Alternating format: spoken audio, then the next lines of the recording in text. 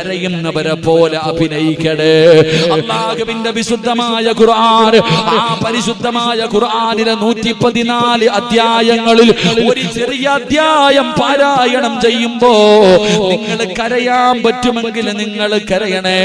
നിങ്ങൾ കരയാൻ കഴിയുമെങ്കിൽ നിങ്ങൾ കരയണേ.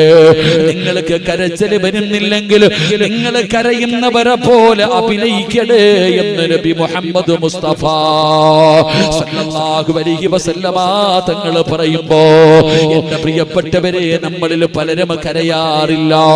നമ്മൾ എത്ര ഓതിയാലും കരച്ചിൽ വരാറില്ല. എന്റെ പ്രിയപ്പെട്ട ഉമ്മ പെങ്ങള് സീരിയൽ കണ്ടിട്ട് കരയുമല്ലോ, കഥകൾ വായിച്ചിട്ട് കരയുമല്ലോ, രോഗികളെ കാണുമ്പോൾ കരയുമല്ലോ, ശരീരം വേദനിക്കുമ്പോൾ കരയുമല്ലോ. എങ്കിൽ അല്ലാഹുവിന്റെ പരിശുദ്ധമായ ഖുർആൻ ആ 114 അധ്യായങ്ങളിൽ ഒരധ്യായം പാരായണം ചെയ്യുമ്പോ നിങ്ങൾക്കൊന്ന് അഭിനയിക്കാൻ കഴിയുമോ?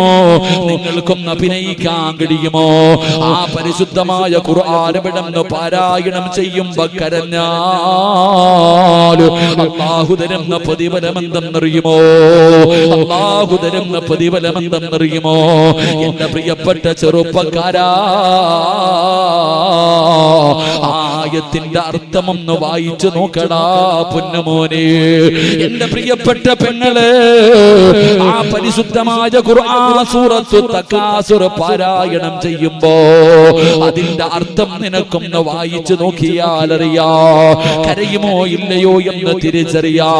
എത്രയോ മഹതിമാര് സീരിയൽ കണ്ടിട്ടിരുന്ന് കരയുന്ന പെങ്ങള്, സിനിമ കണ്ടിട്ടിരുന്ന് കരയുന്ന പെങ്ങള്, നോവല് വായിച്ചിട്ടിരുന്ന് കരയുന്ന പെങ്ങള്, എന്തേ നിന്റെ മുൻഗാമികളെ നീ മറന്നുപോയത്?